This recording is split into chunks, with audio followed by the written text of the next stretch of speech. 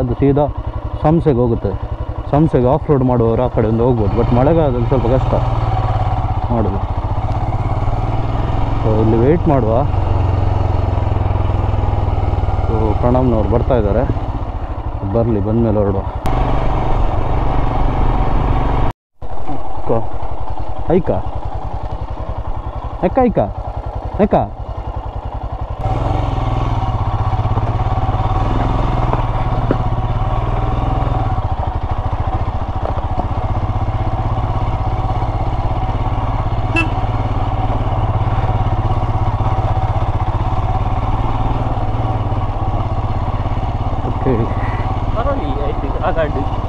ಬರ್ತದೆ ಎಲ್ಲ ಗಾಡಿ ಮುಲ್ಪ ಅಲ್ಪ ಒಂಜಿ ಒಂದೇ ತಲೆಗ ತಿಕ್ಕೊಂಡು ಅಲ್ಪಾಡ್ದ ಇದು ಓಡಾಕೊಂಡು ಎಲ್ಲಿಯ ಗಾಡಿ ಈ ಗಾಡಿಲಿ ಬರೋ ಹೋಗ್ಕೊಂಡು ಇತ್ತೆ ಎಂಚ ಅಂತ ಗೊತ್ತಿಜ್ಜಿ ಇತ್ತೆ ಫೈರ್ ಆಪಣ ಅಂತ ಗೊತ್ತಿಜ್ಜಿ ಫೈರ್ ಆವು ಎನ್ನಲ್ಲ ಗಾಡಿ ಮಲ್ ತಿಪ್ಪೀರು. ಪಕ್ಕದಲ್ಲಿ ಇವಾಗ ಎರ್ಮಾಯಿ ಫಾಲ್ಸ್ ಹೋಗ್ತಾ ಇದ್ದಾರೆ.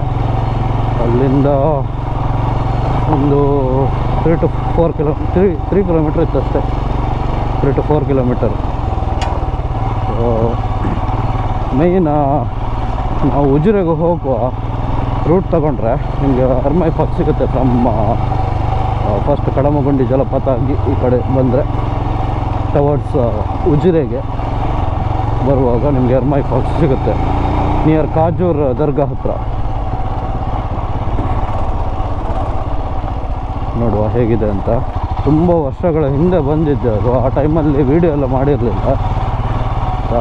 ಇವಾಗ ರೀಸೆಂಟಾಗಿ ವಾಪಸ್ ಬರ್ತಾ ಇದ್ದೀವಿ. ನೋಡುವ ಹೇಗಿದೆ ಪ್ಲೇಸ್ ಅಂತ, ಎಕ್ಸ್ಪ್ಲೋರ್ ಮಾಡುವ. ಹತ್ತಿರ ಇದ್ದರೂ ಬರಲಿಕ್ಕೆ ಆಗಲ್ಲ, ಇಲ್ಲೆಲ್ಲ ಬೇರೆ ಕಡೆ ಪ್ಲೇಸ್ಗೆಲ್ಲ ಹೋಗ್ತೀವಿ. ಬಟ್ ನಮ್ಮದು ಇಲ್ಲಿ ನೇಟಿವ್ ಆದರೂ ಇಂಥ ಪ್ಲೇಸಿಗೆಲ್ಲ ಬರೋಕ್ಕೆ ಟೈಮ್ ಸಿಗ್ತಿಲ್ಲ.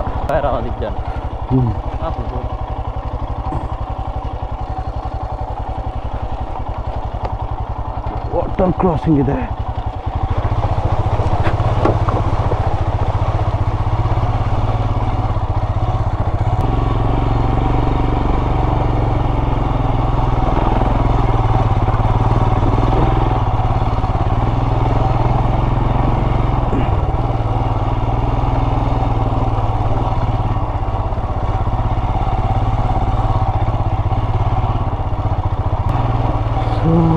ಪ್ರೈವೇಟ್ ಪ್ರಾಪರ್ಟಿ ಒಳಗೆ ಎಂಟ್ರಿ ಆಗ್ತಾ ಇದ್ದೇವೆ ಇಲ್ಲಿ ನಾವು ಇವಾಗ.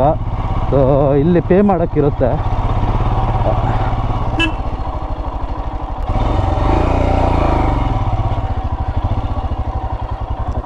ಹೊಲಿಯೋದ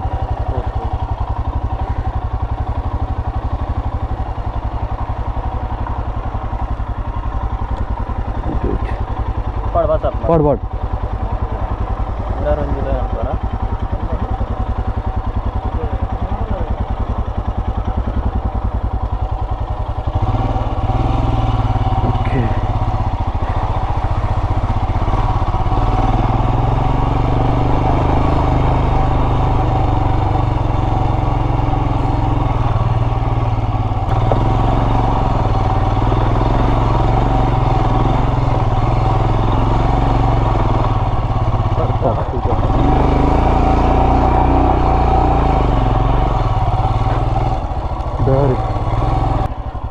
ಎಟೇನಾ ಪಾರ ಏದು ರಂಡು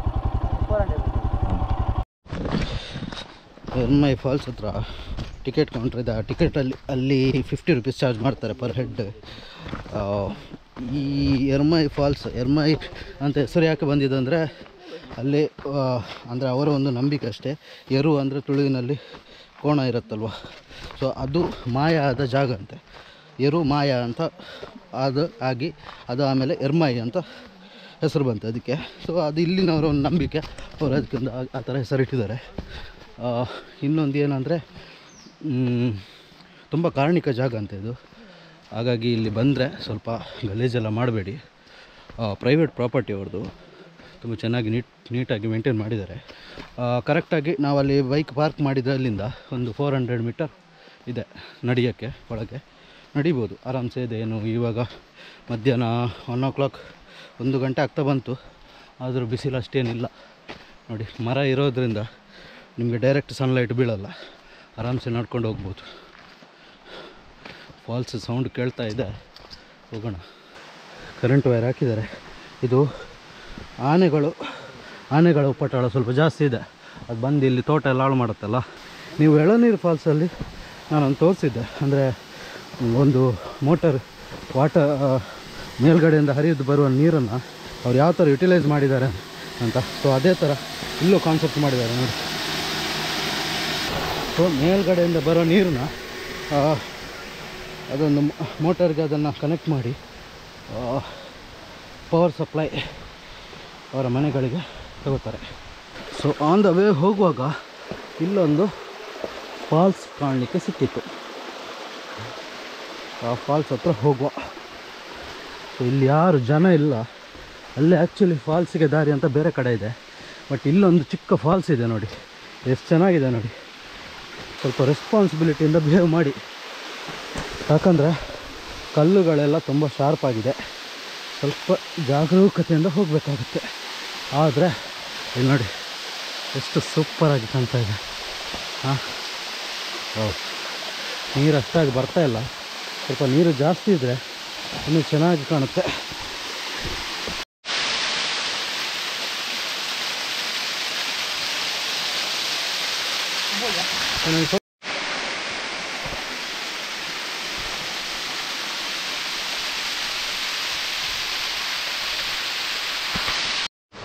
ಇನ್ನೊಂದು ಮೇಯ್ನ್ ಫಾಲ್ಸ್ ಹತ್ರ ಬರ್ತಾ ಇದೆ. ಸೌಂಡ್ ಕೇಳ್ತಿರ್ಬೋದು, ನಿಮಗೆ ತೋರಿಸ್ತೇನೆ ಹೇಗಿದೆ ಅಂತ. ಸೂಪರಾಗಿದೆ. ಅಲ್ಪಡ್ದು ಜಪ್ಪರ ಬಿಡತ್ತ ಆನೆ ರೈಟ್ ಆನೆ ರೈಟ್ ಲೈಟೇ ಬೈತೀನಿ, ಜತ್ತೊಂದು ಬೈತೀನಿ ಅಲ್ಪ ಮಿತ್ತಿರ್ದು.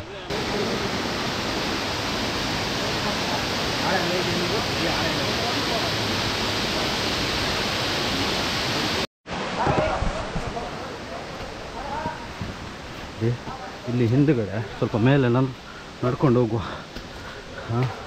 ಹೇಗಿದೆ ನೋಡಿ ಈ ಕಲ್ಲುಗಳ ಸ್ಟ್ರಕ್ಚರ್ ನೋಡಿ ಯಾವ ಥರ ಇದೆ ಅಂತ.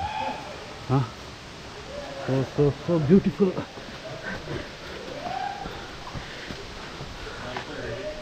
ಇದೆಲ್ಲ ನೋಡಿ ಫುಲ್ ಟಾಪ್ಗೆ ಬಂದೆ. ಇಲ್ಲಿ ನೋಡುವ ಹೇಗಿದೆ ಪ್ಲೇಸ್ ಅಂತ.